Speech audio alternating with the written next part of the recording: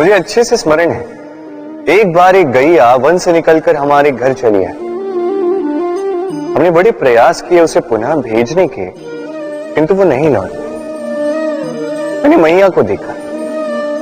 मैया ने कहा, अच्छी ही तो बात है, ईश्वर का आशीर्वाद है जो गौ माता स्वयं चल के हमारे पास आई है। अब तो कान्हा और बलराम को और दूध पीने के लिए मिल जाएगा। कुछ माह तक वो गैया हमारे साथ रही। उसके पश्चात स्वयं ही एक दिन लौट गए। नंद बाबा निराश हो गए। मैंने मैया को देखा। मैया ने कहा, अच्छा ही तो है, अब गोबर उठाने का श्रम नहीं करना होगा। उस दिन मैंने जो सीखा आज आप भी सीख लीजिए कि समस्या परिस्थिति में नहीं, मनस्थिति में होती है। सकारात्मक दृष्टिकोण से हर समस्या को देखिए तो सही।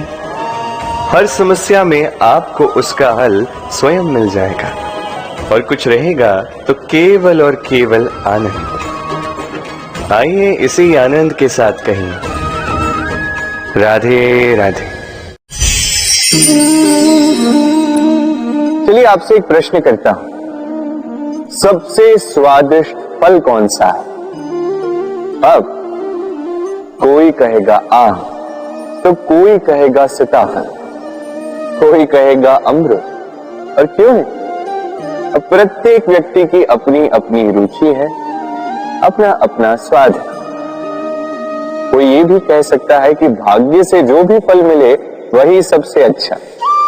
अब रुचि चाहे जो भी हो, जैसी भी हो, सबसे मीठा फल वही जो परिश्रम के पश्चात प्राप्त हो। अब देखिए, तिनका तिनका जोड़कर, पाई पाई जमाकर अपनी स्वयं की एक कुटिया बनाना, उसमें रहना, वाह, इसका आनंद ही कुछ और है। और इसके समक्ष बड़े बड़े महलों का सुख फीका पड़ जाता है। ऐसा क्यों होता है? इसका उत्तर बड़ा ही सीधा साधा है। जब आप परिश्रम करते हैं, मानसिक परिश्रम करते हैं, शारीरिक परिश्रम करते हैं, अपना सारा समय उसमें निवेश करते हैं, निरंतर प्रयास करते हैं, उसके पश्चात आपको यह फल मिलता है, तो इस फल का मूल्य तो आप जानते ही हैं। स्मरण रखिएगा, परिश्रम अमूल्य है, इसलिए इससे मिला फल भी अतुल्य है। तो परिश्रम करते जाइए, निरंतर प्रयास करते जाइए, इस फल को प्राप्त करते जाइए, अपने इस जीवन में इस सफलता को प्राप्त करते जाइए। और मेरे साथ प्रेम से कहिए, राधे राधे। लोग कहते हैं संगठन में बहुत शक्ति होती है, और सत्य कहते हैं। अब देखिए, एक उंगली और एक मुट्ठी के बल में कितना अंतर है हम सभी जानते हैं, किंतु एक उंगली आपको उचित मार्ग दिखा सकती है, मुट्ठी मार्ग अवरुद्ध कर सकती है। इसलिए यह जानना अत्यंत महत्वपूर्ण है कि संगठन और भीड़ में क्या अंतर है। इसे पहले पहचान। संगठन वो जहां आपका अपना व्यक्तित्व, अपनी पहचान, केवल शक्ति पाने के लिए भीड़ का भाग बन जाना ठीक नहीं, क्योंकि ये भीड़ भले ही आपको शक्ति दे, किंतु आपसे आपकी पहचान छीन लेती है। इसलिए संगठन में रहिए, किंतु अपने व्यक्तित्व को, अपनी पहचान को, इसे कभी मत खोइएगा। राधे राधे। कैसे हैं आप? पूछने का कारण ये कि आज के समय में आसपास किसी भी देख लो, दुखी, व्याकुल, सोचता है कि संसार में सबसे अधिक दुख उसी के जीवन में, सबसे अधिक समस्याएं उसी के जीवन में। संसार में ऐसा कोई व्यक्ति नहीं जिसके जीवन में समस्या नहीं, और संसार में ऐसी कोई समस्या नहीं जिसका हल मनुष्य के पास नहीं। किंतु उस हल को खोजने के लिए अपनी बुझाओं को खोलकर जीवन में आगे बढ़ना होता है, साहस से आगे बढ़ना होता है, किंतु कुछ लोग क्या करते हैं, अपने माथे पर हाथ रख के किसी कोने में बैठकर निराश होकर अपने भाग्य को कोसते हैं। नहीं, ये कभी मत कीजिए। कर्म कीजिए, आगे बढ़िए, साहस दिखाइए और सबसे महत्वपूर्ण बात, संयम रखें। क्योंकि आपका लक्ष्य कितना भी कठिन क्यों ना हो, उस तक पहुंचने का मार्ग आपके पांव के नीचे से होकर ही जाए। राधे राधे। आप ऐसे कई लोगों को जानते हो जो ब्रह्म मुहूर्त में उठते हैं, स्नान करते हैं, प्रार्थना करने बैठ जाते हैं, श्लोक पाठ करते हैं और दूसरों को भी ज्ञान देते हैं कि वो भी ये सब करें, मंत्रोच्चार करें।